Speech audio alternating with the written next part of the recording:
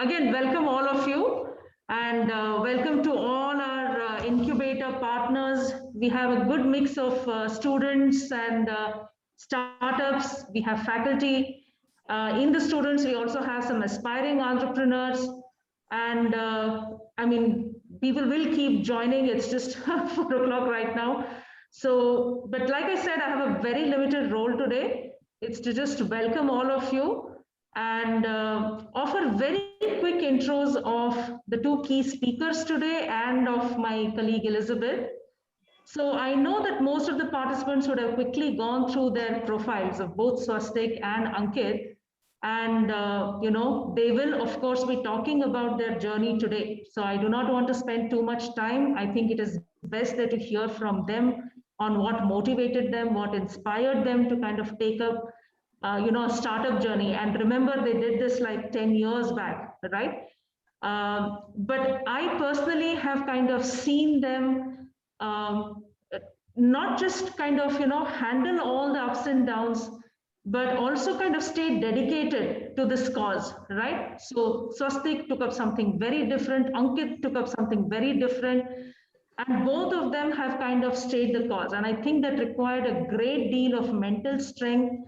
And I think that is something that we all have to learn from. And so I think we could not have chosen two better entrepreneurs, two better speakers to kind of, share their story. And I hope at the end of this, each of one of you will come out thinking like a startup. Elizabeth has been a dear colleague for quite a few years now. And the one thing that I've noticed is her empathy, the way she kind of thinks for the startups, right? And these are conversations we've always had earlier as well.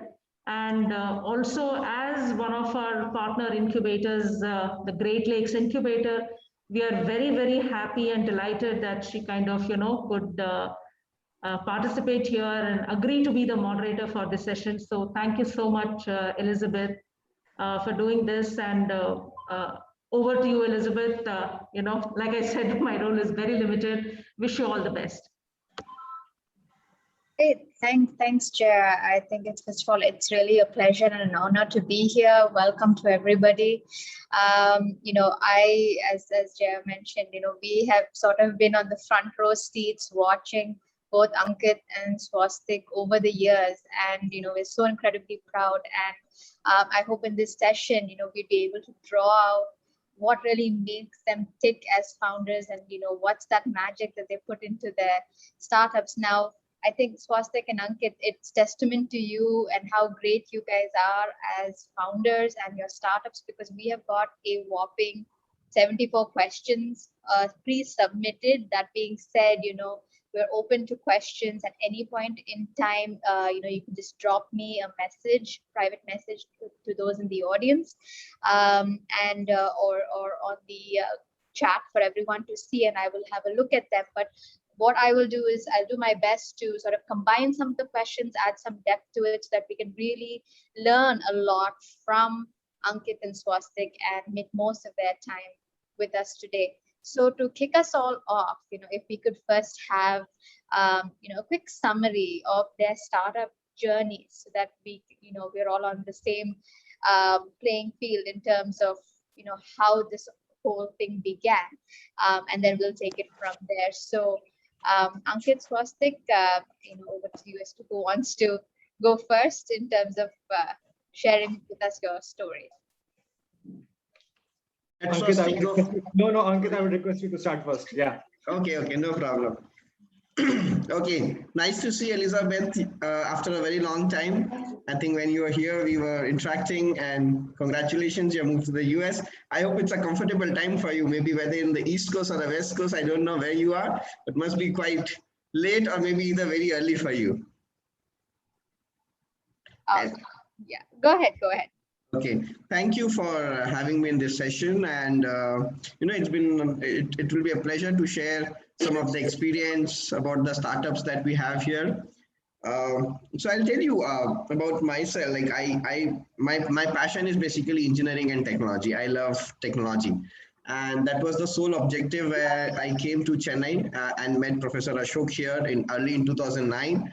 where after seeing the kind of innovations IIT Madras was up to, it really inspired me and motivated me to start working on some of the innovative technology along with IIT Madras. And that's where I decided, like when I was doing my bachelor's, I actually decided to move back to IIT Madras and had spent most of my third and fourth year. I know it's very difficult to say, and it's like a little weird to say that I spent most of my time in IIT Madras in third and fourth year, but actually I did that. So that's where I had made a lot of friends. I got a lot of ideas. I have learned a lot of technologies while interacting with the students here, with the faculties. And that's when my journey began here. So, a startup is I'll say is more about innovations and more about passions, more about the dedications that you have towards the problem that you try to solve. I've seen some of the questions that were posted that they have said that how do we get an idea? How do we have a startup? The basic fundamental is if you get to know a problem and if you can find out a solution for that, you have a startup for that thing. So that's where when I came to IIT, I was surrounded and flooded with problem statements, and it was left on me to choose what kind of problems will I want to solve. So learning on various technology, yes, I chose energy domain because energy is going to be a next hot topic. We are going through a pandemic situation, and if you all see that one of the reason is the climate disaster that we as a human being itself has created. So we are on the we are on the verge of energy conservation, and that's where ZedBee does. So we basically, to brief about the companies, we develop a lot of sensors and deploy it on the machines where we collect a lot of data and then eventually develop algorithms to conserve the energy. So I'll not talk much about ZedBee, but what I'll say is in a startup, you have to be everywhere. And I mean to say everywhere means everywhere, not only in the engineering field, but sales, marketing, finance, operations, everything as a founder, you will have to learn and you will have to manage. And more importantly, I would like to add is as you grow, and it depends on how fast one grows, rather than doing work, you will have to get the work done. That's very key. If the founder of the company every time keeps doing the work, the company is not going to grow. They will have to make colleagues, they'll have to make friends, they'll have to make maybe co-founders, they'll have to get the right people to run their organization, and they will have to manage things properly.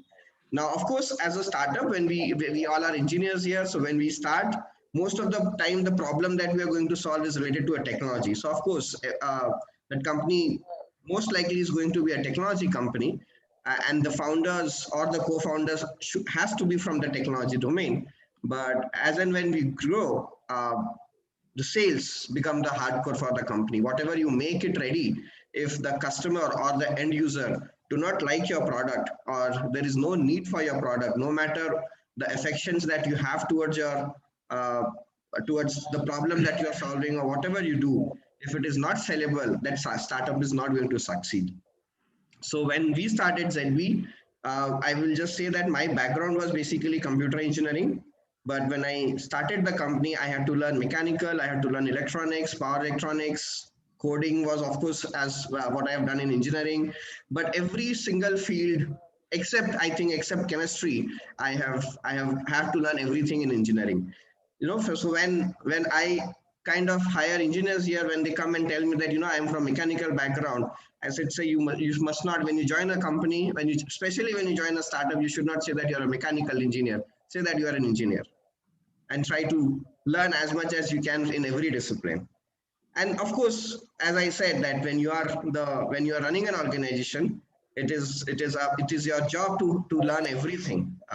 You may not have, even when I was in the college and when I started, I was not even knowing what is balance sheet and P&L statement. But today my one of the sole responsibilities is to manage my P&L statement for the company. So everything has to be learned from scratch. Everything has to be made, and that's what will make your company more successful. And eventually, when one grows, when one gets fundings, so managing investor and managing the board of the company, having good relationship with the customer also becomes very important. So this was one part of the company. And we hear from Swastik, just like to add one more thing. And I think the crowd that we have here is majorly from southern part of the country. But the one of the thing that I was missing when I started the company is proper communication skill. And I must say, and I should agree that yes, as an engineer, we all lack communication skills. We do not have, and there's nothing wrong in having that. But we must realize that we should start communicating properly, because if your messages are not conveyed either to your customer or to your team members or to your investors, if you're not able to express yourself properly, your message will not be communicated properly, and the guy who is sitting in front of you will not be able to understand properly what you're trying to say, and accordingly you may not be able to make your dream true. So just sharing my experience that yes, when you move towards your journey and when you want to make yourself successful, communication becomes very good, very important, and how to articulate, how to put up your stories, all these things becomes very important. So that's all. I would want to stop here and would open and open for more questions. Let's hear more from Swastik now. Thank you. Thanks, Ankit. Before Swastik comes on, I just want to reiterate some of the points that Ankit said. It was excellent. The problems are really all around us, and many of you here, have actually shared that starting. How do you get started? And that founder startup fit is very important, because while there are problems all around, but not every startup is for you. You need to really match your skills and abilities and interests with that problem statement that you're working on. Now, one of my I think when I think Ankit, for me, I always remember he would sell hard to everybody. He would treat everybody like a customer. Anybody who walks in, he's talking to them, he's engaging with them, and I think he's done countless of demos from what I remember, of his prototype that he had installed in IIT to begin with. And it just goes to show, as he said, in the initial days, you're doing it all. And while you might do a lot of it alone, you do need to get help. But as you grow, you really need to sell. And so, that's one of the key memories I have of Ankit, that he just demos his product to everybody, and he doesn't get tired of that passion comes out each and every time, and that's so important to sell your product if you really believe in it. And like he said, communication is key as well. Thanks, Ankit. That was beautifully articulated. Thanks a lot. Over to you, Swastik. Thank you. Thanks, Elizabeth. I think Ankit has covered most of it. I would probably take a slightly narrower view from there and probably narrate it with a few examples. The overall articulation is like there are different stages and you have to go through all of them. And so what's there to learn for all of us is like there is no one single formula. I think when everybody who is listening to this, each one of us or whomever later you interact with in the course of your journey is what those individuals, those organizations have done, which is relevant to them. Growing a business or creating a startup is not like a very clear formula that if you do this, you will reach it. It may work, it may not work. It's upon us to find out and what really works for you. I'll start by sharing a video of what we do that will just set a context of where we were, and I'll just build up how personally for me, how I went about it, what were my inspirations, what were some of the challenges and roadblocks that we faced, what were the methods that we followed, and you should take it only as an example of the different stages and not probably try to apply it directly because it may not really work. So I'll share my screen and I'll share a short video of our product. Is my screen visible? It's coming up. Yes, now it is. इस bill से प्रयोग करने के बाद आसानी से हम कहीं भी जा सकते हैं, आ सकते हैं।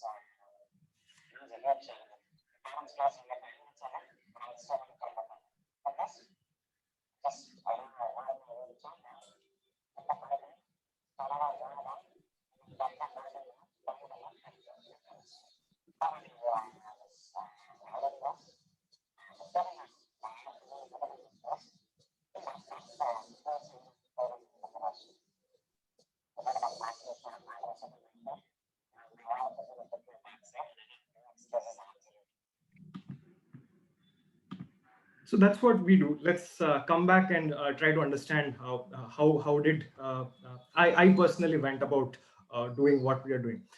So basically, the products that we are building are devices for physically challenged people. And how did I personally come up to this particular stage? My 5 years at IIT, I had spent building various things. I was always excited about designing something, building something.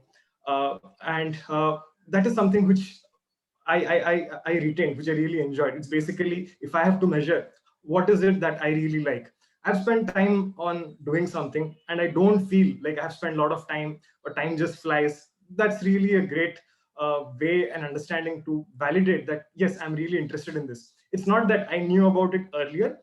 It's only when I think back, when I reflect back, it was one of the parameters which helped me decide what I should do. So I graduated. I was at the time, sometime in 2013 is when I graduated. And the overall startup ecosystem had started growing. My peers, my batchmates, my seniors whom I knew, 3 years, 4 years seniors to me, they had started building and doing something on their own. And when I used to interact with them year on year, I would find them more wise. They have answers to questions which I don't have. They knew something which I didn't know. I was always, I used to look up to them and they said, okay, what is it? What is it and that they're facing? What is it that they're experiencing which I don't have? So I found that as a good life lesson for me, or more like, I think what these guys are doing is something nice. And if I would do that, I would really enjoy it. After graduating, I had a pre-placement offer. I had a job.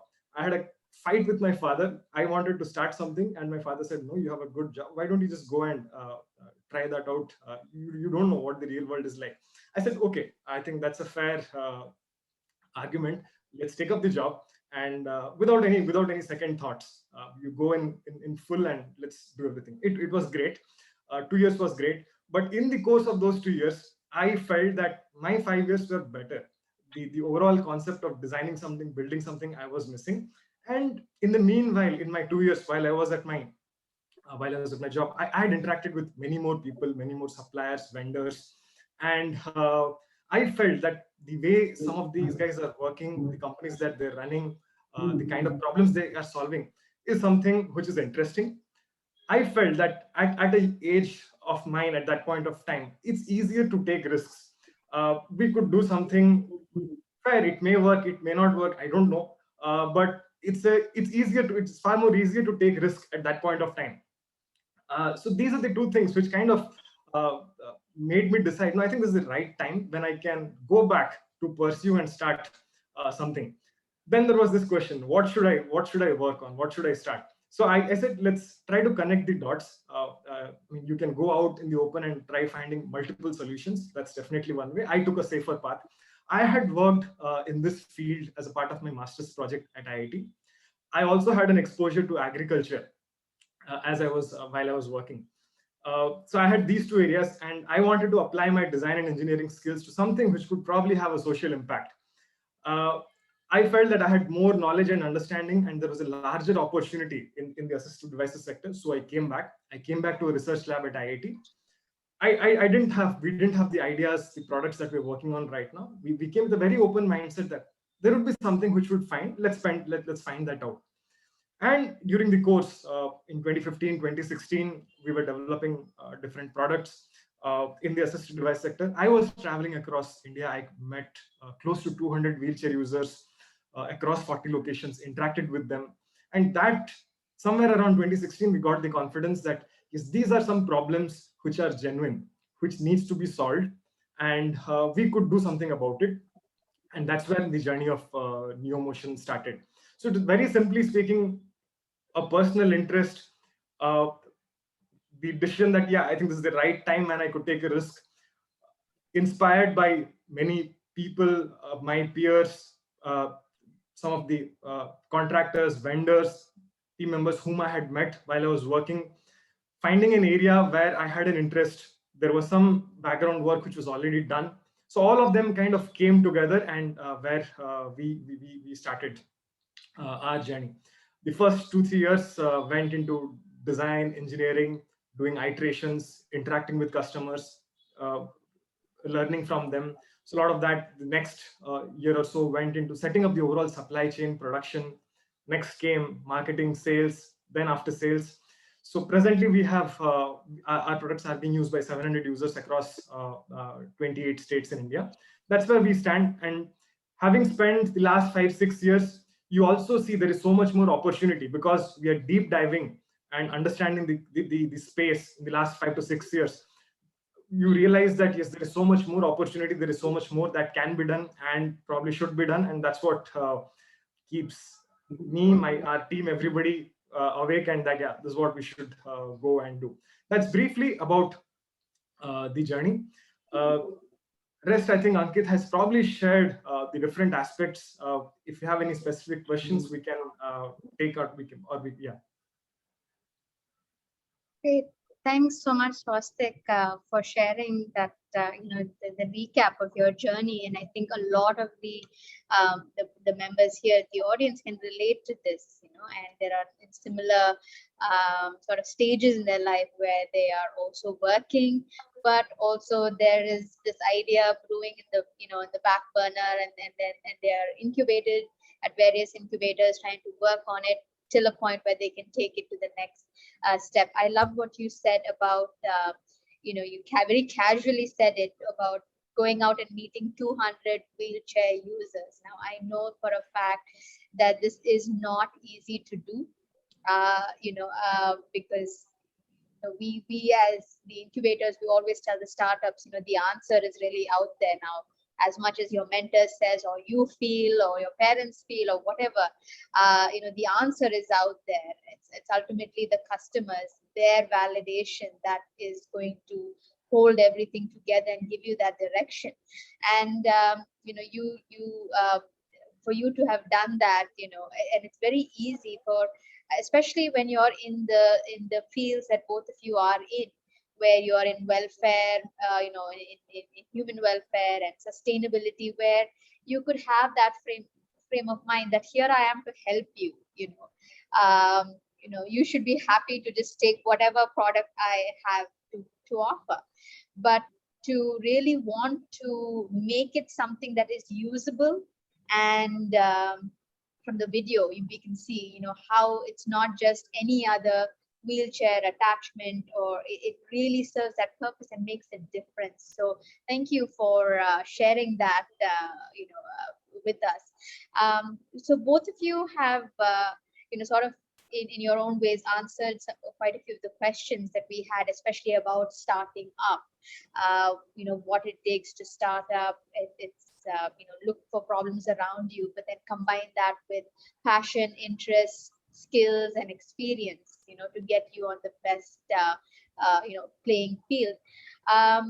What I would like to ask you now is when you first start interacting with your customers, or before your customers for validation, but your team members, your mentors, with the idea, right? And you have some naysayers, some people who say no, this won't work, or they don't share that enthusiasm with you, right?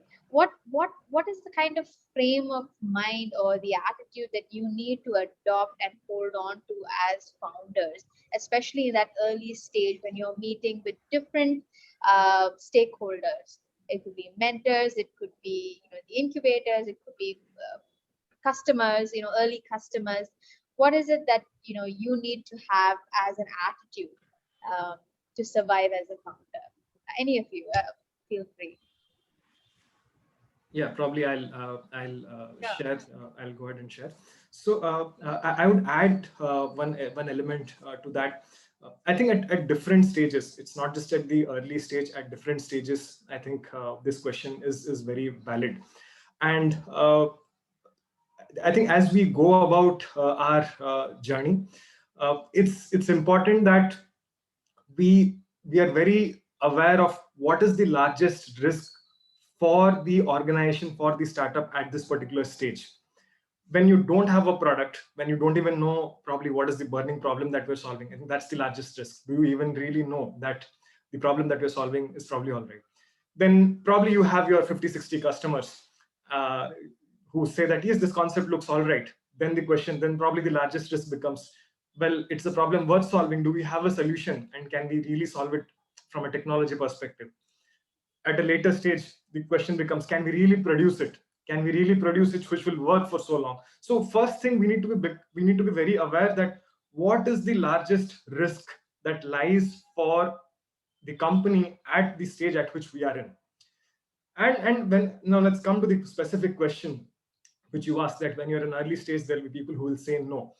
I think we need to keep our emotions slightly away from what people say. It's important that we understand the reason why somebody is saying no. It should not happen that somebody says no and we say we are not bothered about it. We should be bothered about it, but we should try to understand that what is the reason because of which the person is saying. And we should probably ask 2-3 why and try to really understand. For somebody may say no, that this market is not big, because for me, I think that's the largest. Everybody would say, why are you working in this space? There are hardly any people. For that particular person who is suggesting me that, yes, the market is not big. For him, the market is not big. For me, it is all right. So it's very perspective that way. So once we get into the details, then we'll be able to say, okay, why a specific person is saying no is all right from his or her perspective. Does it make sense to me? Does it make sense for the organization that whatever the boundaries or the framework in which we are operating?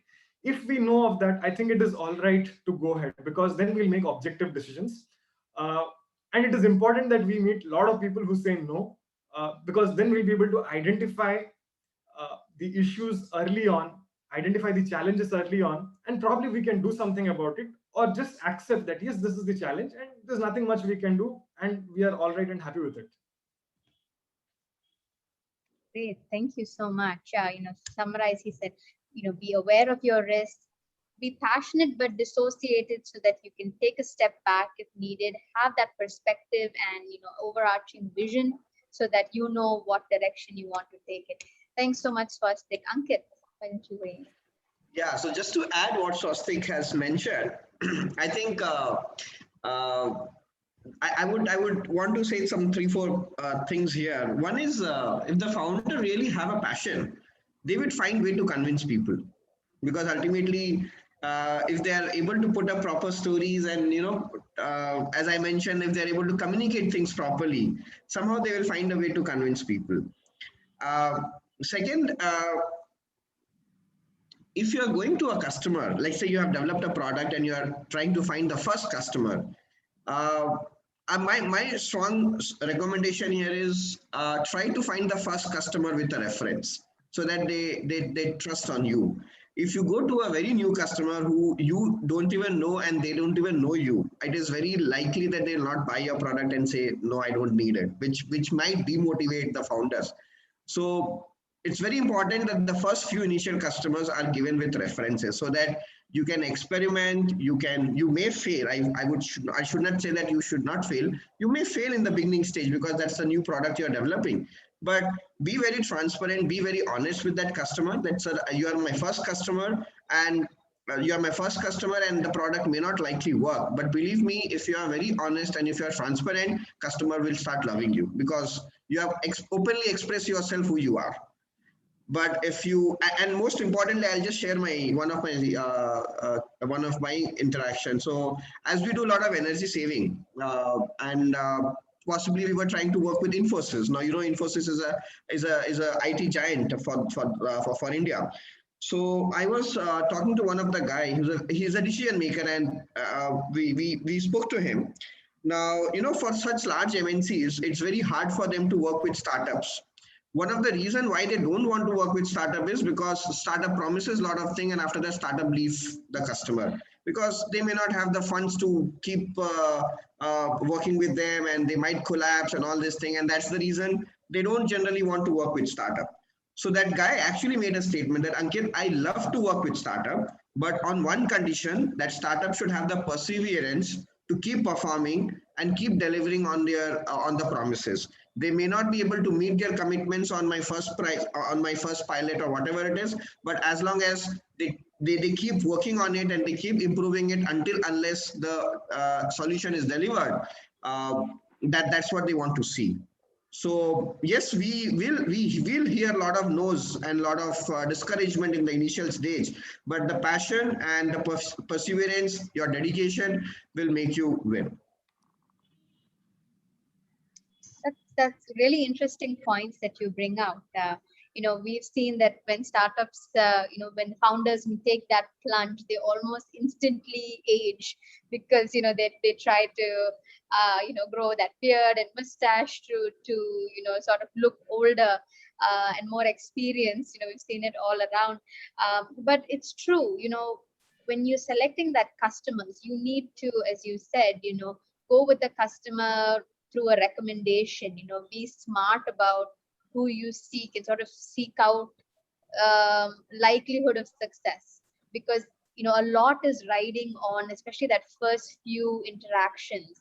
Like you said, it may not necessarily pan out, but it's about the feel that you have as a founder at the end of it, that was it a gutting experience that you just want to pack up, or was it something that still gives you a sense that yes, there is something worth persevering and pursuing.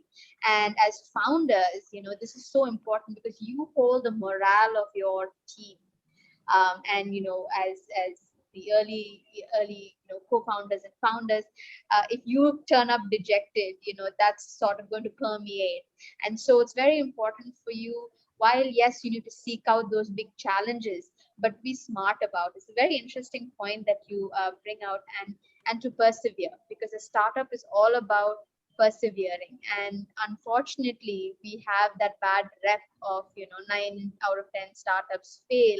And so when we go out to that big bad world, they're almost expecting these startups are not going to be here tomorrow, so let me wait and watch and then give it a try. So persevering and bringing that passion and wearing it on your sleeve these are these fine nuances that really give that confidence to not only your customer but to your team member, because every day, and I'm sure both of you can agree, you are selling the idea to your team as well. Which brings me to the next question, that as an early stage founder, your team is what makes it all work. And any VC will also tell you that, especially that first set of round of funding, it's more about the founder and the team that they're putting their money behind, rather than the idea or their strategies, because all of that can be shaped and reshaped, but it's the team that they're really betting on, right? And so for you as early stage founders, where do you find that quality team? Because on one hand, you are probably strapped for money. It's not that you can go to an MBA school and throw some money around and get the best, but and on the other side, you need to have people who work with you and see eye to eye with your vision. So how did you tackle that? What are the sources that you could look at apart from, friends and family? But are there any, interesting sources that others here can look at? Over to you. Okay, so maybe I'll go first here, Swastik. So yeah, of course. See, when someone is starting from the college days, of course they'll have a lot of friends whom Findo can persuade that let's have the company together. So that kind of becomes pretty easy. But yes, of course, like when you don't have a founder and when you're looking for a new team, it becomes a bit challenging. But I would say the best part is again here is convincing that when you want to hire smart guys, when you want to take smart guys, you need to sell stories. And and of course, at the very early stage, you may not be able to afford the salary, even you may not be able to pay them anything. But then there are many ways in which you can attract them is by offering shares of the company, by maybe saying that why don't you come and become my co-founders. And it is not very quick, it is not very easy to decide that someone from outside whom I have just interacted with, let's say for an hour in an interview, can he become my co-founder? Co-founder is just like a marriage relationship, like for an husband and wife, it cannot be decided in half an hour's time. You need to spend a lot of time, you need to understand each other, you need to, more importantly, the co-founders have to complement each other rather than competing with each other. This is very important, that if one of the founder has technological strength and if the other co-founder is very good in sales and marketing, that actually complements very well. But if both of them are very good in sales and there is no core team for the technology, the company will not succeed. So when you are finding your team members, you need to be very clear that what is your skills and what are the gaps which is missing in you. Identify those gaps and accordingly find the right team members, accordingly evaluate whether they have the right skill set. And then you are the one who is supposed to sell the story that, yes, why don't you join me? Why don't we start a company together and make it, let's say, a few crores, a few $1 million of this company where eventually everyone gets the money back. So, and if someone is very attracted to solve, again, going back to the problem statement that each startup is meant to solve one problem. And if you are really solving a genuine problem, which makes a story, I'm sure a lot of people will fall behind you. So that's one of the best way to find good people to work with you. Excellent. Thank you so much. Swastik. Yeah, I think very, very similar. I think what's important is in the early stages, keep the team very small, choose your co-founders, spend time with them, and that team probably creates the culture of how the overall organization grows from there. When we are like 3 to 4 of us, probably for 2 to 3 years, and that's all that we were there initially, and we used to do a lot of things. But what that allows and what it ensures is everybody gets a very good understanding of the overall problem that lies ahead, for which we can then obviously bring in professionals, very, very specific roles. That division happens. But the initial, it's a lot to do with the purpose with which we are all working. Are we driven for the problem? Are we driven because of the kind of skills that we bring in? To the extent possible, if the core team, what we call, be it co-founders or probably a layer more than that, the core team, whatever we call, if this entire team is driven by the purpose, I think that will be fantastic. And because going forward, there'll be multiple challenges and challenges on all fronts. And the foundation of this team has to be very strong. So what is it that we all started for? What is the change that we want to bring? What probably 10 years from right now, can we still come back and start something else, and this team still makes sense? I think if these equations work, it'll be great. How do we source a team like this? I can only speak from my experiences and with whom I have interacted with.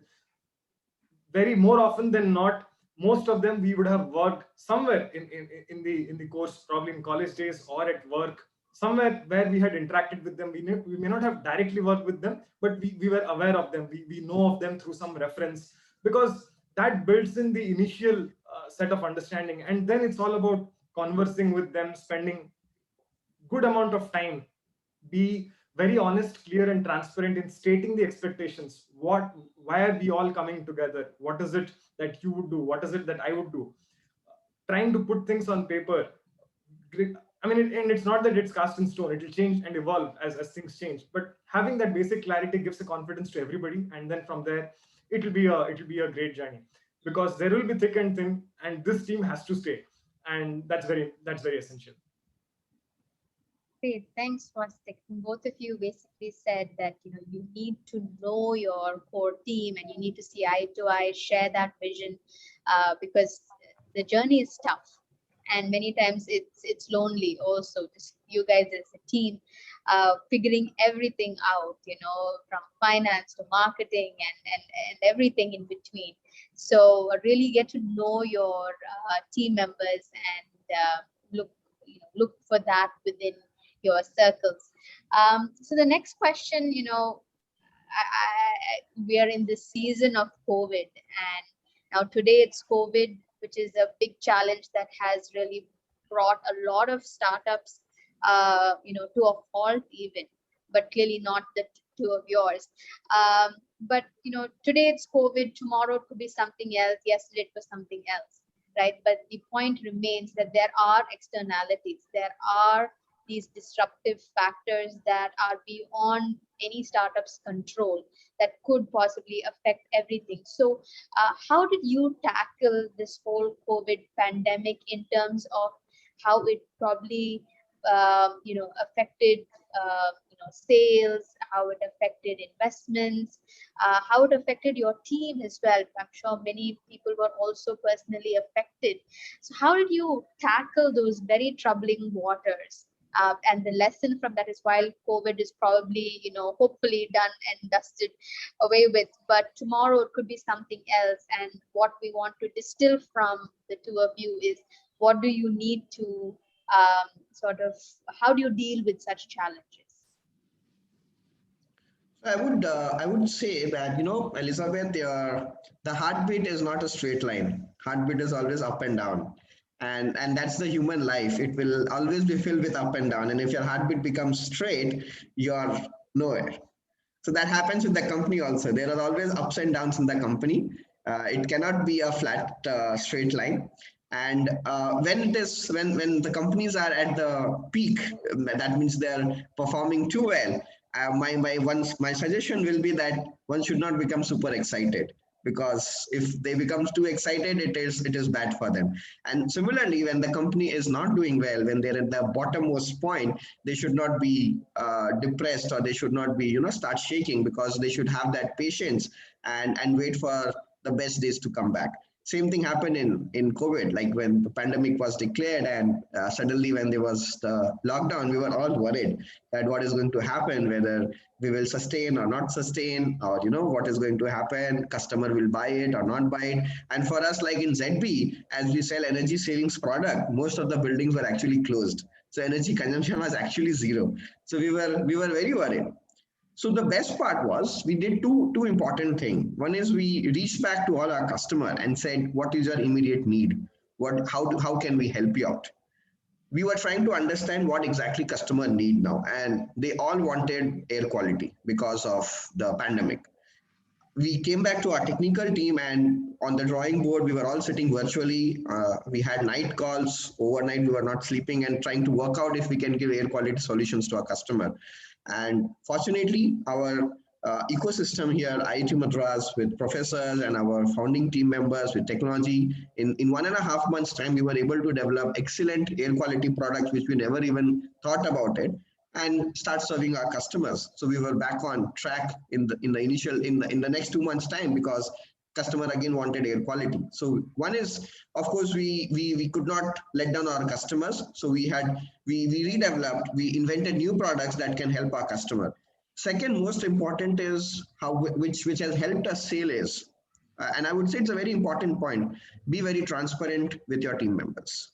If the company is not doing well, or let's say if the company is having financial problem, and if you're transparent with your team members, I'm sure everyone is human, and they have that kind of sensible thing to understand. because most of our team members, they have been there with us for almost 7 years. So I try to be very transparent, and we have all emotional connects with the company. So let's say suppose that we were not doing well and we were having financial problems. What I would do is open my bank balance to all of them and say, please, you guys are sensible enough to understand that we are not in a state to pay the salary. Let's wait for some time. Let's wait for a couple of months unless things come back. And for that time, let us try to support each other. But fortunately, the customer helped us out because we started delivering new things to the customer. We could get some revenues, and we were very happy. And all same goes with our team members. So one is trying to reach back to the customer and say how we can help you again. And second, if at all the first thing doesn't work, second is be transparent with your team members and try to take advice. As in, the founder is not like they are the god and they know everything. Founders always need advice. So I open myself that my team members and my colleagues, rather I'd say that all the staff that we have here, please come and give me suggestions. How do we sail through? So the first lockdown for us was, we thought that it's pretty bad, but it was little decent for us. But actually second wave was pretty bad for us, which we never anticipated. So in the second wave, when it came in, and we took almost 6 months to recover back, because second wave, everyone was preparing for third wave. So even air quality, they were not asking, saying that, no, third wave will come up, what we'll do with the air quality products. So second wave was actually pretty bad. And that's the time when I open up myself to all my team members that you guys can come and suggest me what can be done. So they all kept patient and said, no, Ankit, we are with you. Let things come back to normal. We'll again sail through. So even today, we have many team members who are actually working at a pay cut. And the moment we come back to normal, everything will be given back to them. So it's their company. And I think transparency help us sail through. Beautiful, very inspiring, which is what we're here for, to hear and be inspired by you. But you said something very important, and which is the perfect package for startup lessons, which is that always be in tune with your customers' need. What you did was sort of do a little pivot where, yes, buildings are shut down, you're not selling those those products to manage their energy usage, but what's the need of the hour, and how can you adapt yourself or some part of your product or your business model to cater to that need. And so what you did was a pivot, and being transparent with your team, because even if you have to do sort of a pivot, that needs everybody on board pulling weight. And in order for them to do that, they need to know the reality of things. And so being transparent and knowing that you're all in the same boat, I think it's very valuable. Swastik, what was your experience? Yeah, COVID was good and bad. Bad because the momentum that we had built was lost. I mean, we were ramping our sales, our production, and then suddenly everything came to a halt. It was good in a way that there were so many things that we wanted to do for which we were never able to find time in the regular operational scheme of things.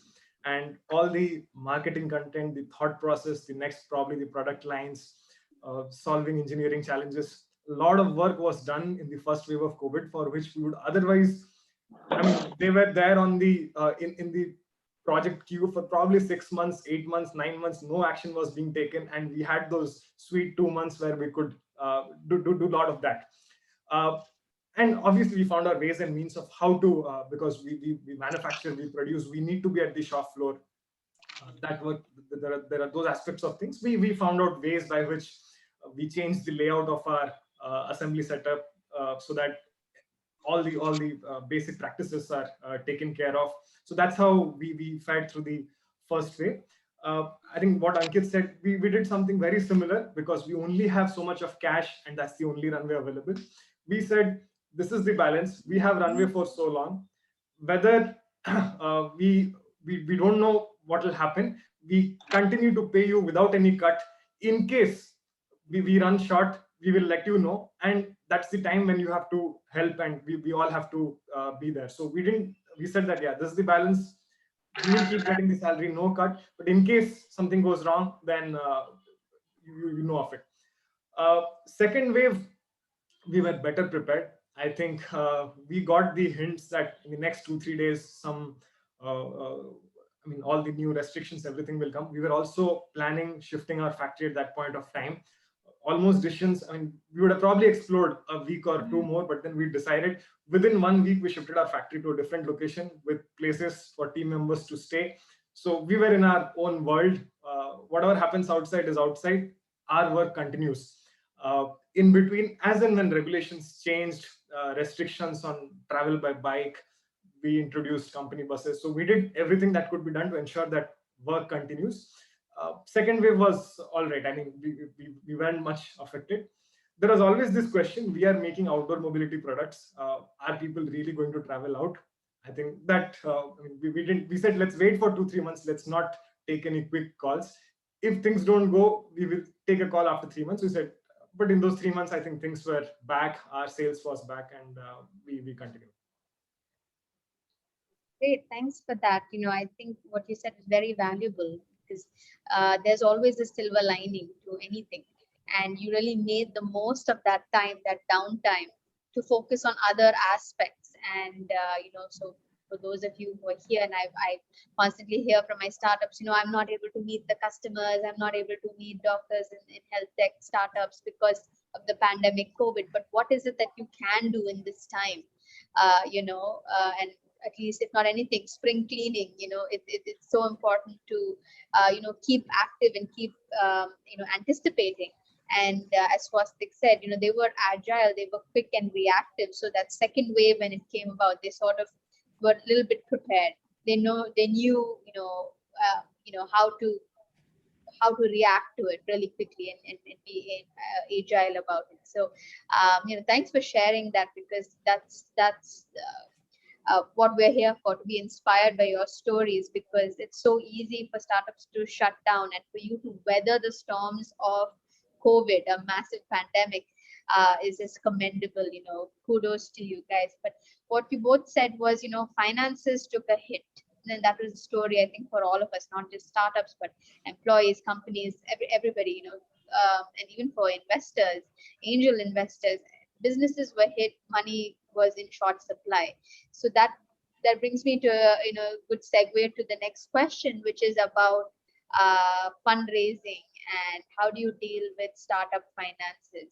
So a lot of the startups, they feel that right from the beginning they need to get those funds in order to move forward. How did you guys deal? Because both of you have are product-based startups, and it does require capital. So how did you deal with the whole startup fundraising issue? When is the right time? Who do you approach? And any pointers to the general audience on fundraising? Okay, so who should go first? Take your pick. Who's more excited about that? Okay. So maybe I'll start. Yes, it's very important. You definitely need money to run a company, because cash is the king. We are very fortunate that actually we are incubated at the incubation cell here. At every tough time, I think with God's grace, somewhere incubation cell comes up and help us all of its own startup here. So yeah, incubation cell has tremendously helped us in the beginning, in the early stage, where where it's very hard for you to convince, especially for a product company, it's very hard to convince investors. So we had got massive help from in the incubation cell at our early days, and which help us get some grant and loans and some initial investment, which could help us reach to a certain stage where we are able to demonstrate the product, where we are able to prove some value proposition, and where we are also able to get some customer who start loving your product, because it's very important that there is a acceptability of your product. Otherwise, investor always want to see whether customer will take your product or not. So the initial grants that we have got from our incubator has helped us reach that stage, and later on, of course, it's not also easy to raise funds from investors. More importantly, because they always want to understand that what is the returns they are going to get from this company. Because anyone is investing today 100 rupees, they definitely need 5x to 6x returns. So they do want to evaluate. So the best way is, of course, it's not like we don't have money in the market. The market is flooded with a lot of money. But as a founder, as I mentioned in the initial stage, you need to put up things properly on the drawing board and tell the story. If you are able to convince the investor with a story that yes, what is your product, what is the problem you are going to solve, how much money you need, what are you going to do with that money, where will you reach with that money, and how are you going to give them returns. If all these things are answered properly in your presentation, I think you're good to go.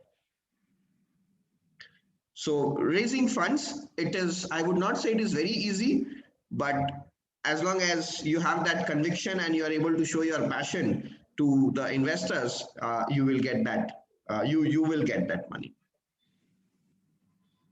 Great. Thank In you. the pandemic, of course, it was tough. We were all very worried. Coming specific to your question, Elizabeth, we were all very worried. They were, even when we were talking to the investors, they were not open to invest. But yes, as and when we sailed through, we realized that it is not going to affect the company too badly. I think a lot of company got funded. Not about ZedBee. ZedBee did not get funded in the pandemic, but I think a lot of company got funded. Thanks, Ankit, for sharing. Swastik?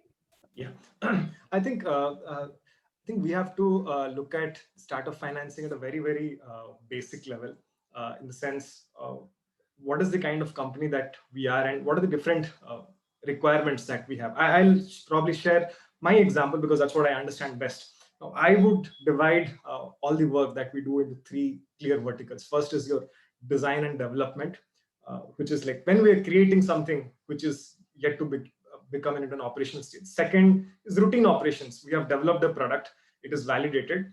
Now it's all about making multiple copies of it and running the economics over there. That's the second step. The third is like probably a market growth.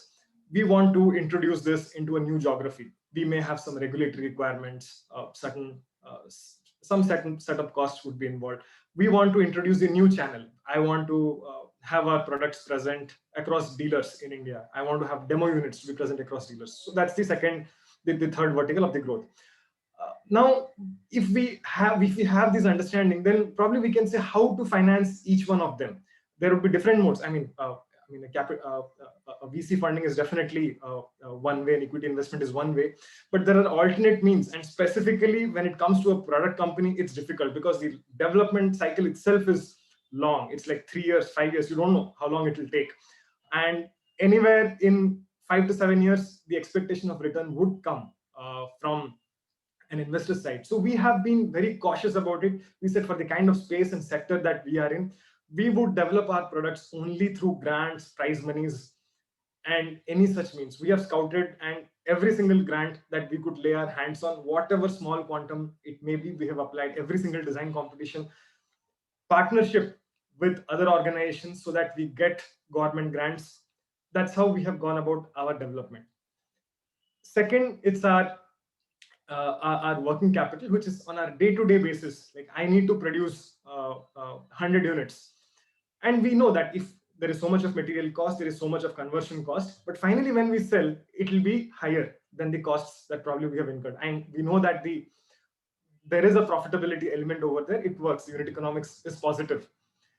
We have funded this through debt from various sources. Because it's mature, there is predictability to it, and we know that if we maintain this channel, there are no two questions about it. It works. Third thing is the growth vertical. Whenever we have got something extra out of the first and two, we have infused capital into the third vertical. That's how we have gone about it.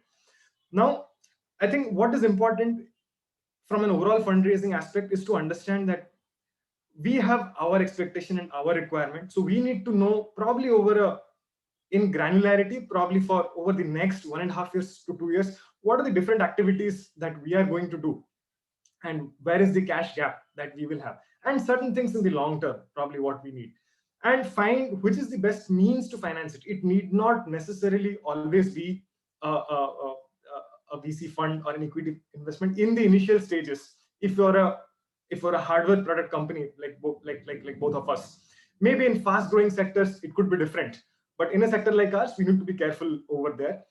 when you are mature, when you know that exactly, okay, unless I get this money, my pace is slow, like the stage at which we are in.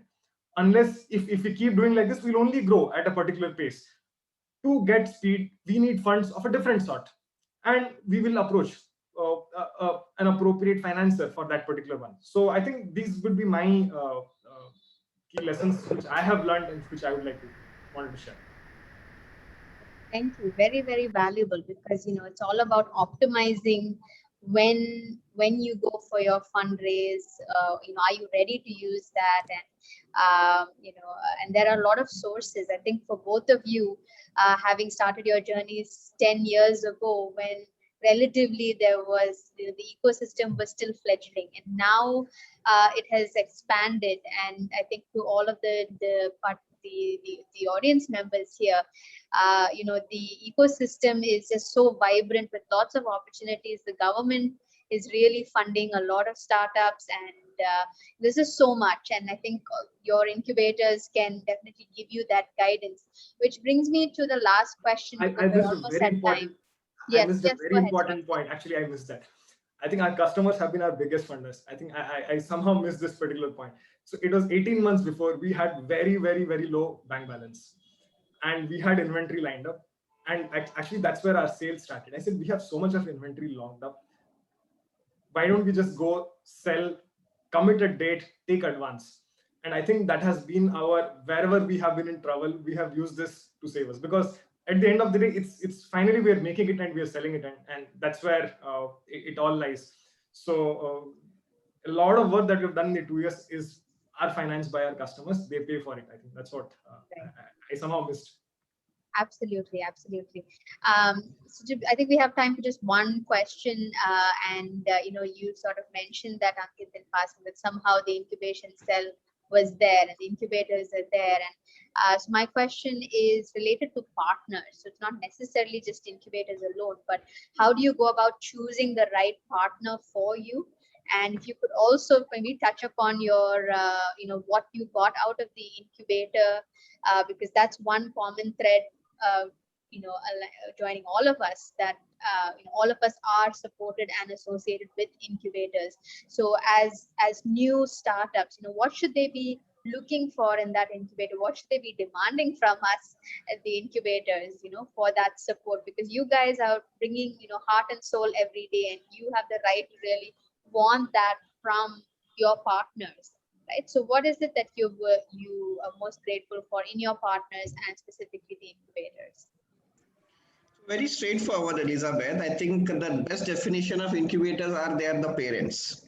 So, when the child is born, and the way the child demands things from the parent that's how the startup demand things from the incubator. Very simple. Whatever the child needs, they always go back to the parent and say, I need this. You please figure out a way. How do you help me out? Same thing. Go shamelessly ask your incubator. And I'm openly saying, go shamelessly and ask anything from the incubator, as long as you're working in the legal jurisdiction. So, absolutely, I love that. That's a perfect response. In fact, we tell our startups, unless you keep open those lines of communication, we really don't know what's going on, what your struggles are, and so be open. Love that. And I'm saying, don't be hesitant. So many of the time people feel that no, I'm just chasing them. I'm feeling awkward. Why are they supposed to help me out? It is of course it's a human nature, but I'm saying please be shameless here, because it's ultimately the company is your company, and you have to make that company grow. Please do that, whatever you want to make that company grow. Great, love that. Just to add, exceptional says don't do anything which is against the law of Indian government. As long as you're taking care of that, do everything that you want. Great, I like that disclaimer. Swastik? I won't dilute what Ankit said. I think he has nailed it. Perfect. So I think, guys, you heard it. Anyway, I think specifically to answer, of course, I take a lot of technological help from IIT Madras indirectly, because now I have very good connects. And when you start your company, of course, you need a lot of help in terms of financing, in terms of legal, in terms of, how do you go and sell? How do you make presentations? How do you talk to investors? How do you make sure that you are talking to your board members? Lot of advice, lot of help. And of course, as I mentioned, that when you want to reach out to the customer, you should always go through a reference. So I'm sure the senior guys who are sitting on your incubator, they can definitely recommend someone in their connects to use your products. That's how you get your first customers. So there are many ways in which you can utilize your incubator. Beautiful. Thank you so much. So guys, you heard it from the best. We are here to help you, and I hope this session was very was helpful, and certainly the two of them have been so inspiring. I think for me, the takeaways is, the truth is out there. Get out the building, go out there, meet those customers, face the hard truth, and always be in tune with your customer needs, and then bring that passion, bring that brave heart moment every single day. Create that for your company, for your team, for your customers, where you're up against so much, but bring that passion and bring that fight. So thank you so much, Ankit and Swastik. I think I just love catching up with you like old days. I think all of us really learned a lot, and I will now hand over to Pradeep to close us for the day.